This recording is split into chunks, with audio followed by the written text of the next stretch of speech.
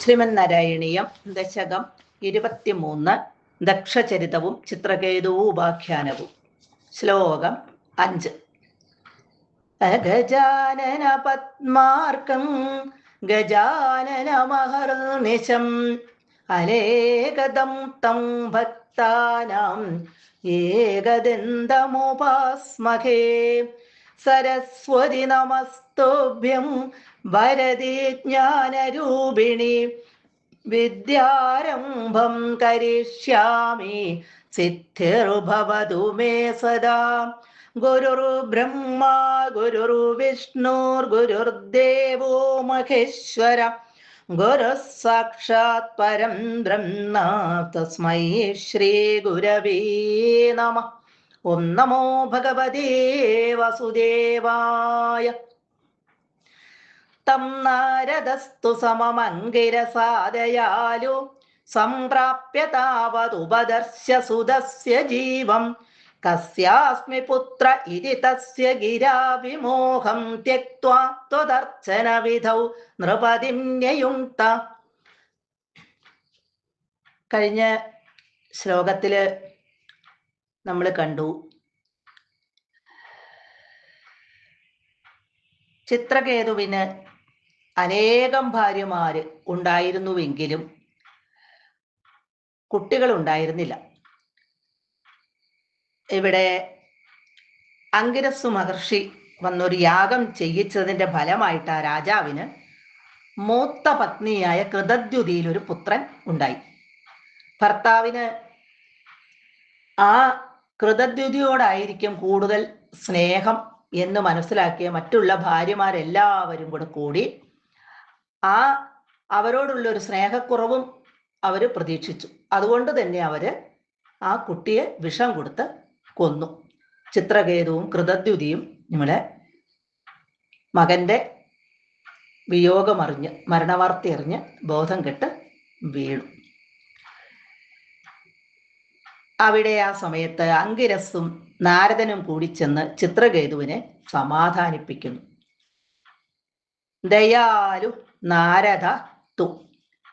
ദയാലുവായ കരുണയുള്ളവനായ നാരദ തു നാരദനാകട്ടെ താവത് അപ്പോൾ അങ്കിരസാസമം അങ്കിരസ്സു മഹർഷിയോടുകൂടി തം സംപ്രാപ്യ തം ആ ചിത്രകേതുവിന്റെ അടുക്കൽ സംപ്രാപ്യ അടുക്കൽ ചെന്ന് സുതസ്യ ജീവം ഉപദർശ്യ ആ മരിച്ചുപോയ പുത്രന്റെ ജീവനെ ഉപദർശ്യ കാണിച്ചു കൊടുത്തിട്ട്.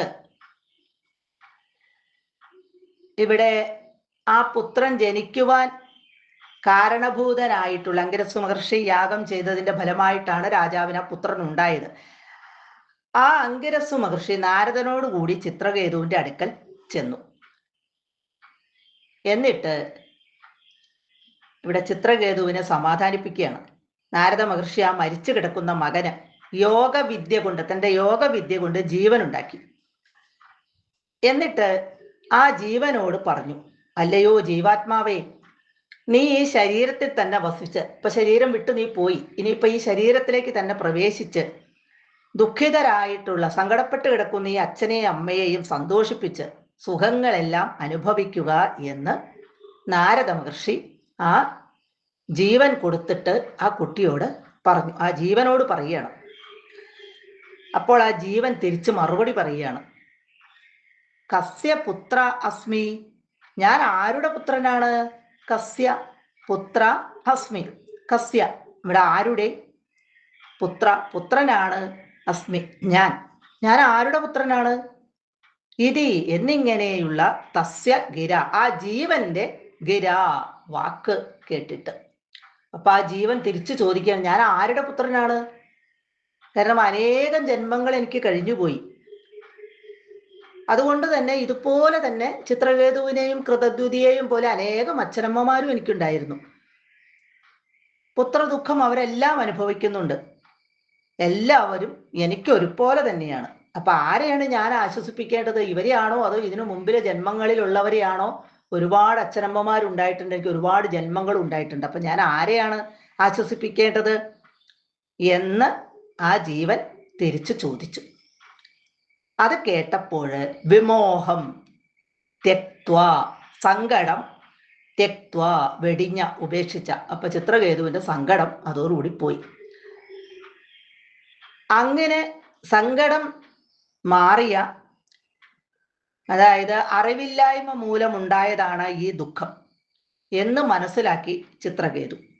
ആ ചിത്രകേതുവിനെ ത്വത് അർച്ചന വിധവും, ഇവിടെ നൃപതിം, നൃപതിം എന്ന് പറഞ്ഞാൽ ആ രാജാവിനെ, അതായത് ആ ചിത്രകേതുവിനെ ത്വത് അർച്ചന വിധവും, നിന്തിരുവടിയെ സേവിക്കുന്നതിന്, ഭഗവാനെ അർച്ചിക്കുന്നതിന് നിയുക്ത, നിയോഗിച്ചു.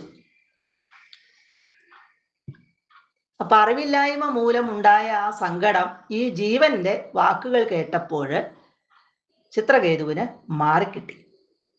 ആ ചിത്രകേതുവിനോട് ഭഗവാനെ ഭജിക്കുവാൻ നാരദ മഹർഷി, അങ്കിരസ്സു മഹർഷി രണ്ടുപേരും ഉണ്ടായിരുന്നു അവിടെ. ആ ചിത്രകേതുവിനോട് ഭഗവാനെ ഭജിക്കുവാൻ ഉപദേശിക്കുകയും ചെയ്തു. സർവത്ര ഗോവിന്ദ നാമ സങ്കീർത്തനം, ഗോവിന്ദ ഗോവിന്ദ.